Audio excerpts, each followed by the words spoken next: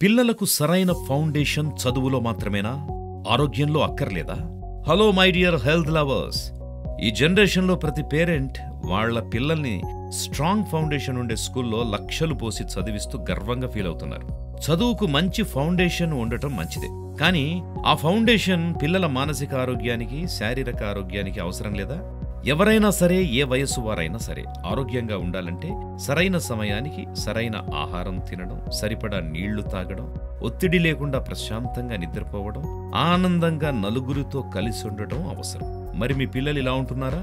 స్కూల్లో వాళ్ళకి ఏం చదవాలో, ఎలా చదవాలో నేర్పిస్తున్నారు. గంటలు గంటలు కూర్చోబెట్టి చదివిస్తున్నారు. వారి చదువుకు బలమైన ఫౌండేషన్ వేస్తున్నారా? అలాగే ఇంట్లో మీ పిల్లలకి ఏది ఆరోగ్యకరమైన ఆహారమో చెబుతున్నారా? ఆహార నియమాల గురించి, నీరు తాగే పద్ధతుల గురించి, ఆరోగ్యంగా ఉండడానికి చేసుకోవాల్సిన అలవాట్ల గురించి చెబుతున్నారా? చదువు గురించి అడుగుతూ వ్యాయామం గురించి, ఆటల ఆవశ్యకత గురించి ఏమైనా చెబుతున్నారా? సెల్ ఫోన్ ఎక్కువగా వాడడం వల్ల వచ్చే నష్టాల గురించి, కాలుష్యం వల్ల ఆరోగ్యానికి రాబోయే సమస్యల గురించి, ప్రకృతిలో సహజంగా ఎలా జీవించాలో ఇలాంటివన్నీ చెబుతున్నారా?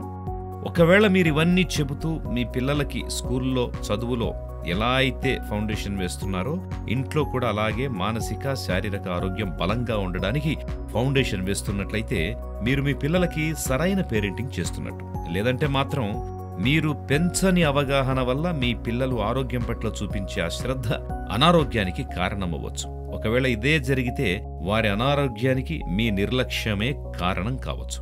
మీ పిల్లల ఆరోగ్యానికి, ఆనందానికి ఫౌండేషన్ మీరు మాత్రమే వేయగలరు. మీరే ఆలోచించండి.